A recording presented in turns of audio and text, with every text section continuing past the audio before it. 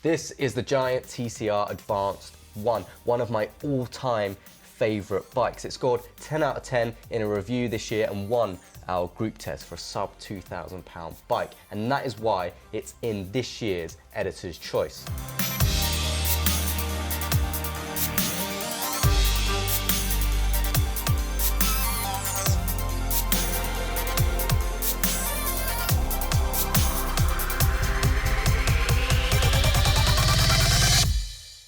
The Giant TCR Advanced 1 we have here, I feel, is the best value for money, and that's because it comes with a full Ultegra group set, which is a little under £1,800.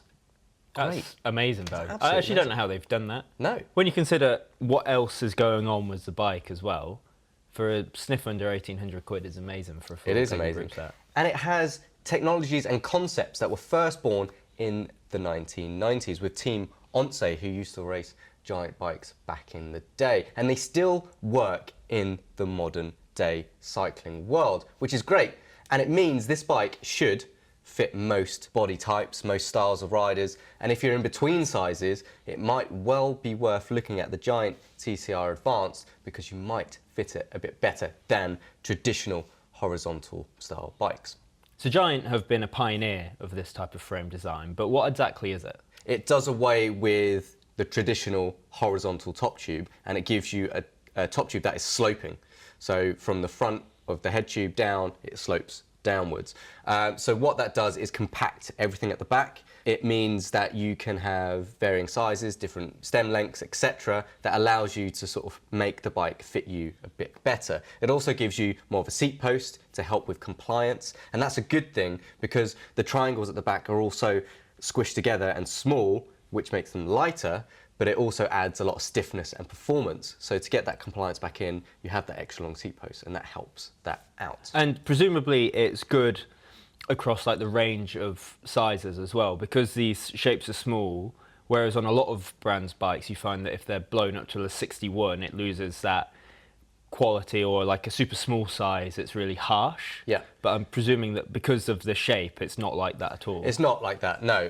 The bike is a hard bike. I'm not saying it's harsh, but it's very performance orientated. So I would say it was more comfortable than an aluminium bike, which is an interesting thing at this price point because you go under £2,000 and you think for more value for money, I'll go aluminium. But what Giant have done here, they've actually undercut a lot of aluminium bikes in that area, which are £100 plus for the same group set and the same sort of spec list.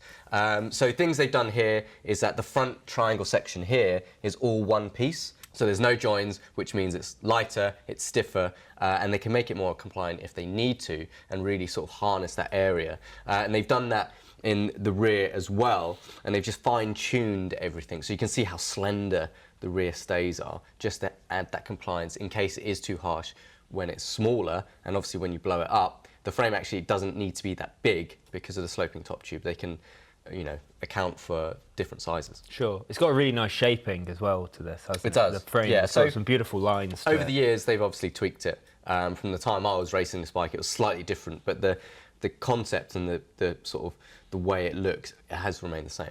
So the price of this bike is quite staggering. Like, I'm really amazed by it. But what is giving it such good value for money? So Giant has done one thing first, and they pretty much make everything on this bike other than the drivetrain.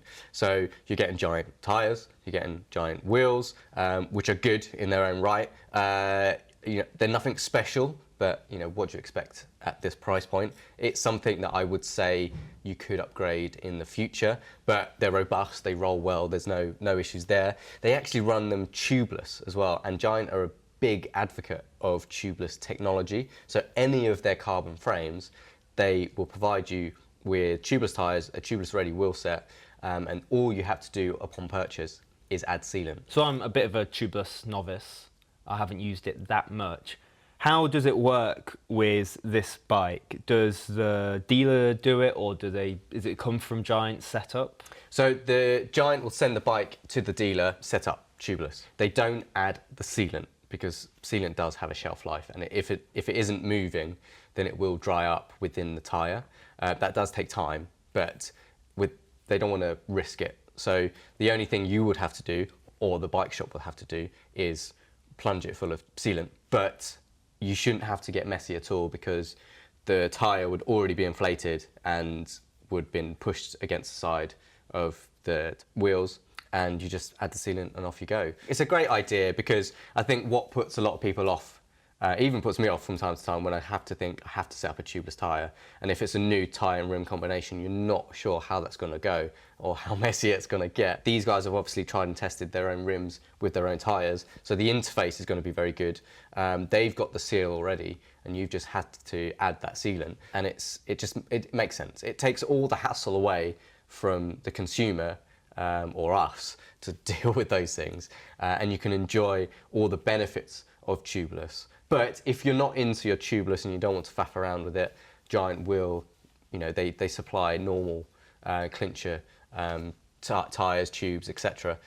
So that can be a thing if you don't want to go down a tubeless route. And you also get Giant handlebars on stem, Giant saddle, Giant seat post. So that's where you can see the cost saving from Giant comes in. But that is given straight to you as a consumer, so you actually save a hell of a lot of money there. Within the range, so the Giant TCR Advance range, the bike stays the same, the forks are the same, and the carbon frame's the same. The fork is a alloy steerer carbon fork, so it's a mix. And the only thing that changes the price is the spec. So mainly the group set and wheels is the thing that changes. So you can go down to Tiagra, which is far closer to £1,000, or you can go slightly higher, which will be just over 2,000 for anything more expensive than Ultegra. Because it's really impressive, because it does dispel that myth that for anything below £2,000 you should really go for an aluminium bike. Yeah, and it's certainly something you should consider.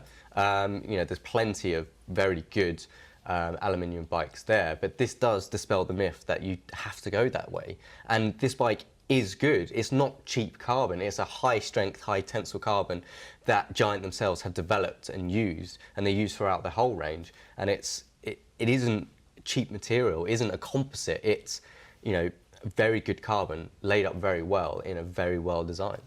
So if you were looking to get into racing and you were thinking, I want to upgrade my bike to buy a race bike, would you buy this bike? 100%.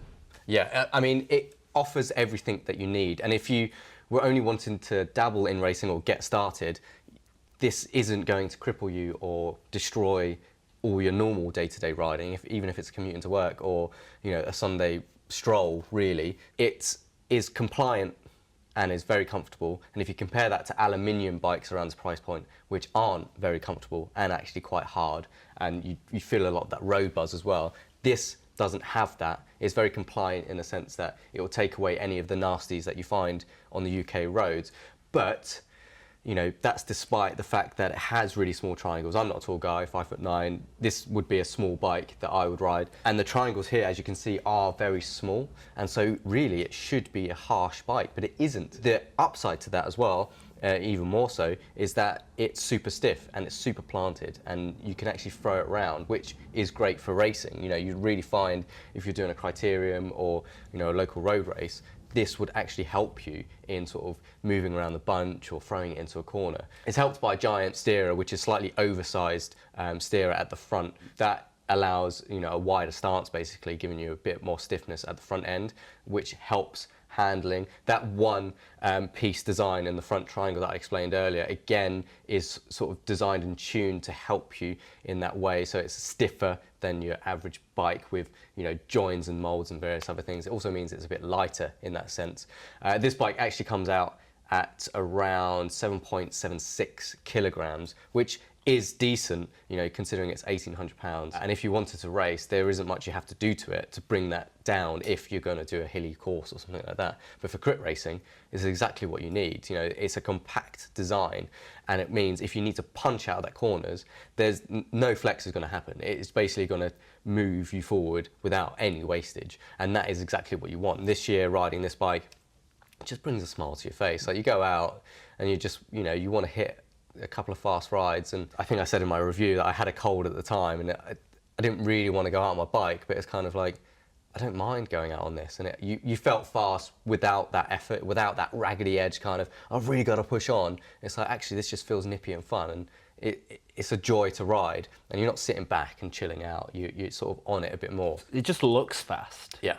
I mean, The Giant compact frame design is such a like a classic bike look now. Giant have pioneered this for so long, but it just like epitomizes looking speedy, doesn't Yeah. it? And you look at that and you would think, I wouldn't think that that costs just a shade under £1,800, especially with full Tegra. I'd be thinking that's like a 2.5 grand bike right there, because it looks the part. The frame is well considered and like well designed. It looks like a more expensive bike. Yeah, I think for a long time people overlooked the Giant TCR range, whether it's the high-end SL model or the lower-end stuff. It's a bike that can quite literally do everything you want to throw at it. Because that's a bike I would ride, because I don't race, but I do long rides, and in the summer I ride faster, in the winter I ride further, and this is kind of a bike that can just do all of that. Yeah, without compromise to comfort and compliance, and that is the main thing, and that extra bit of seat post helps that. But it's surprising, especially how small the rear triangle is. It avoids all those issues of being too harsh. So there you have it, the Giant TCR Advanced 1, which I feel is one of the best value for money bikes you can buy this year, and that's why it's in our editor's choice. I love it, and if you buy it, you will love it too.